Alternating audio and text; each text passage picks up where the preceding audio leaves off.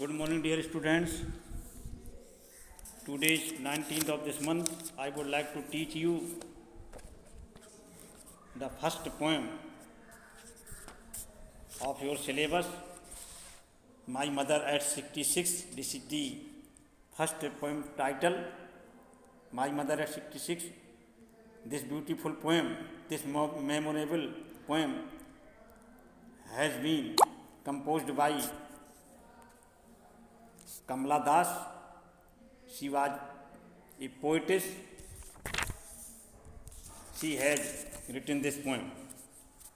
इस कविता में प्रिय विद्यार्थी देखेंगे कि मेरी माँ की 66 की उम्र पर मेरी माँ किस तरीके से लगती थी, कैसी दिखती थी, कितने उनके अंदर स्फूर्ति थी, कैसे उनके विचार थे, इन सब चीज़ों को यहाँ पर व्यक्त किया है इस कविता में कवित्री कमला दास ने। तो ये मैं चाहूँगा कि इससे पार्ट से भी थोड़ा पढ़ा दिया जाए। पोइट्री का ये पोएम 3 लेसन मैंने प्रोज से पढ़ाए, फ्लेमिंगो जिसको है कहते हैं। फ्लेमिंगो के तहत 2 चीज़ें आती हैं, प्रोज और पोइट्री। प्रोज के 3 लेसन कंप्लीट हुए। आज पोइट्री की पहली पोएम, इसका सेंट्रल आइडिया का लिखवाया जाएगा। इसके बाद आप फिर हम चलेंगे, तीसरा इसका एक हिस्सा है आपकी बुक का विस्तार, उसके तहत एक लेसन पढ़ेंगे, इसको सप्लीमेंट्री भी कहते हैं, शॉर्ट स्टोरी कहते हैं। तो चलते हैं, किताब में का खोल करके बैठे प्रिय विद्यार्थी। All of you are advised to open your book and see on page number 137 from Balaji book. Let us go, let us start our teaching. Driving from my parents home to coaching last Friday morning I saw my mother beside me. पिछले शुक्रवार की सुबह को मैंने अपने माँ बाप के घर से कोचीन को वाहन चलाकर जाते हुए, पिछले शुक्रवार को वाहन चलाकर जाते हुए कोचीन को मैं जा रहा था। पिछले शुक्रवार को सुबह अपने माँ बाप के घर से कोचीन को वाहन चलाकर जाते हुए क्या किया मैंने, आई सा मैंने देखा माई मदर बिसाइड मी, मैंने देखा कि मेरी माँ मेरे साथ बैठी। Dose open mouth her face ashen like that, बैठी थी ऊँगते हुए खुले हुए मुँह के साथ। उनका चेहरा जो था बिल्कुल पीला पड़ गया था। Her face ashen like that of a crops and relied, मतलब जैसे लाश की तरह उनका चेहरा जो था वो पीला पड़ गया था। विथ पेन दैट, और मैंने उस कष्ट को, उस दुख को एहसास किया। That she was as old as she looked, वो उतनी ही बूढ़ी थी जितनी वो दिखती थी।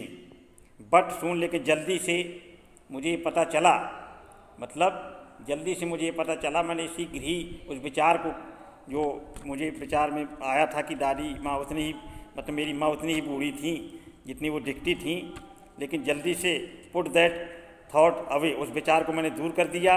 And looked out at young trees sprinting, और मैंने दूर से एक क्या किया, पेड़ों को दौड़ते हुए देखा। यानी बाहर एक जैसे छोटे छोटे पेड़ होते, जवान पेड़ होते हैं, उनको मैंने, कम उम्र के पेड़ होते हैं उनको कि देखा मैंने, पेड़ों को दौड़ते हुए देखा। और मैंने देखा था मैरी चिल्ड्रन स्पिलिंग होता बाहर जाना, बाहर जाते हुए। और मैंने खुशी प्रफुल्लित बच्चों को अपने घरों से बाहर निकलते हुए देखा, out of their home. But after the airports security check, लेकिन हवाई अड्डे की सुरक्षा जांच के बाद, हवाई अड्डे की सुरक्षा जांच के बाद, स्टैंडिंग फ्यू यार्ड, कुछ कदम की दूरी पर खड़े होकर के,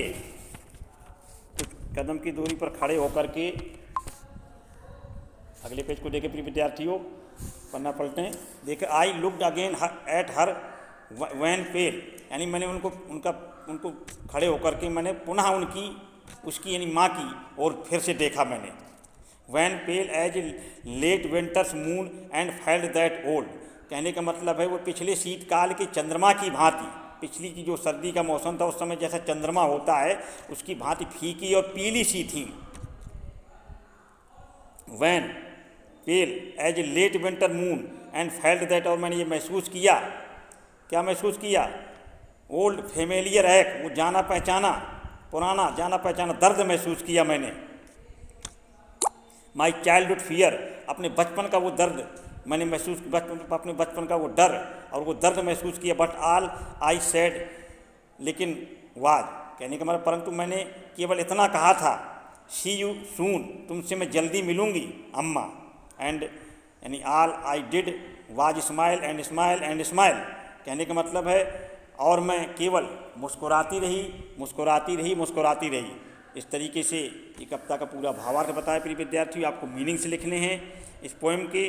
रजिस्टर के कुछ पन्ने प्रोज के लिए छोड़ दीजिए, बीच में पोइट्री की जो 4-5-6 पोएम है आपके सिलेबस में, तो उसके लिए पन्ने बना लीजिए उसी रजिस्टर में, अलग से कोई रजिस्टर नहीं में मेंटेन करना। उसी रजिस्टर में 3 पार्ट करने हैं, प्रोज, पोइट्री और सप्लीमेंट्री का। कहने का मतलब प्रोज फ्लेमिंगो के तहत प्रोज और पोइट्री आती है।